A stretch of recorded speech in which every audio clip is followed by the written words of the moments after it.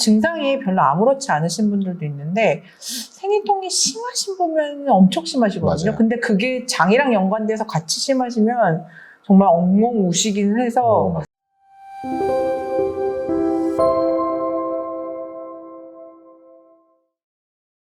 안녕하세요.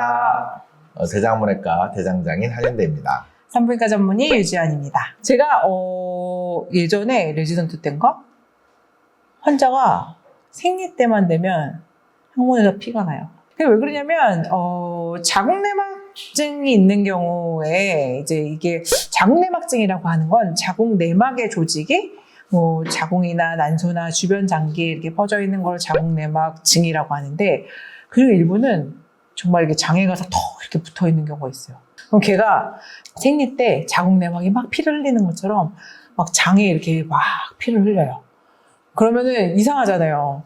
도대체 나는 왜 계속 끊임없이 피가 나는 건가? 그러실 수 있는데, 이게 자궁내막증이 있는 경우가 있어요. 그래서 보통 자궁내막증이 심한 경우에는 자궁내막 조직을 떼내고 그러긴 하는데, 만약에 그럼 장에 막 있다. 장에 있는 걸 봤을 때 어떤 증상들이 보통 있었을까요? 통증, 어떤 통증이요? 아파하시는 경우들이 왕왕 있던데 골반통이 심하고 골반통? 같이 그런 경우도 있고, 일단 두 번째는 변이 잘 안 와요. 변을 보는 게 되게 힘들어하는 경우들도 왕왕 있어요.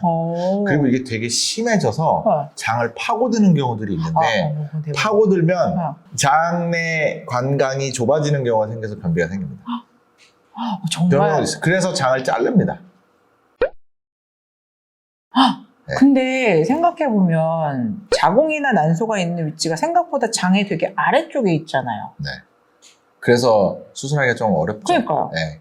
그래서 직장암 수술하듯이 비슷하게 될 수도 있기 때문에 최악의 경우 가능한 이게 양성 질환이기 때문에 최대한 살살 조금씩만 떼고 장이 어떻게든 손상이 좀 덜 받을 정도로 하고, 어떻게든 가능하면 이제 약으로 견디고 이렇게 하죠.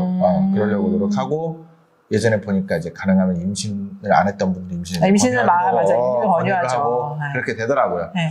그렇게 해도 완전히 없어지지는 않지만 어느 정도 이제 변비약을 좀 달고 살게 되기는 하지만, 그래도 이제 좀 조절하다 보면 좀 나아지시기도 하더라고요. 네.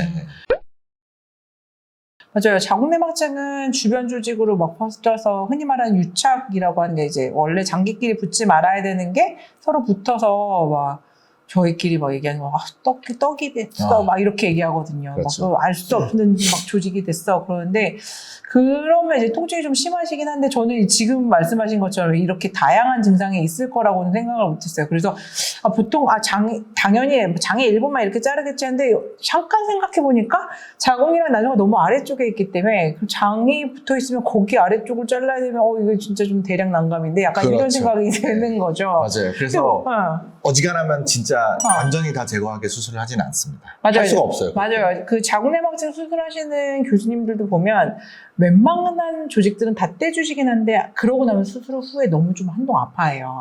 네, 왜냐면 난소에 있는 것도 떼는데, 뭐 예를 들어 장 표면에 이렇게 돼 있으면 그걸 이렇게 벗기기 시작한단 말이에요, 산부인과 의사들이.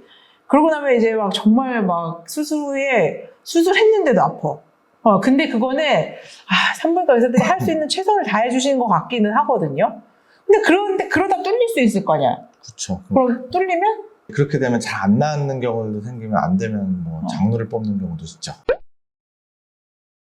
근데 진짜 이렇게 말씀드리면 자궁내막증이라고 하면 약간 무서우실 것 같기는 해요. 그래서 사실은 양성 질환이긴 하지만 이게 너무 많이 퍼져 있거나 특히 이제 대장 쪽 이런 데 심하게 침투를 해서 유착도 심해지고 안쪽에 관강이 좁아질 정도로 심해지면 좀 고민을 해야 되지만, 어떻게든 뭐 비수술적 치료로 견딜 수 있는 방법을 최대한 해보고요.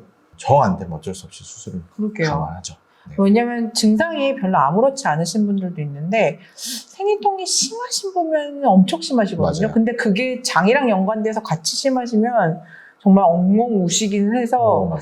네, 그래서 저희가 막 본의 아니게 그럼 임신을 좀 합시다 하는 게, 이게 원인 중에 하나가 자궁 안에가 이제 그 내막 조직이 역류하면서 생기는 거라 생리를 안 하면 조금 재발이나 뭐 악화되는 요인을 좀 줄여주니까 임신하시라고 해도 또 뭐 다 임신할 수는 없잖아요. 그러니까. 그렇다고 내가 폐경까지 너무 나이가 많이 하니까. 근데 요새는 하고 나서도 아니면 하기 전에도 미리 약을 먹어요. 약 비전정이라고 먹으면 맞아, 기존에 있던 거를 그냥 비슷하게 유지시키거나 작아지게 하거나 수술 후에는 드시고 나면은 재발이 조금 덜 되게 할 수 있기 때문에 이런 거를 조금 내가 만약에 장내막증 때문에 치료를 뭐 수술을 했는데 심했다 그러면은 이게 보통 1년, 2년 막 드시게 하거든요. 그러니까 좀 힘드시더라도 드시면 좋을 것 같아요. 이런 얘기 들으니까 조금 무섭긴 하네요.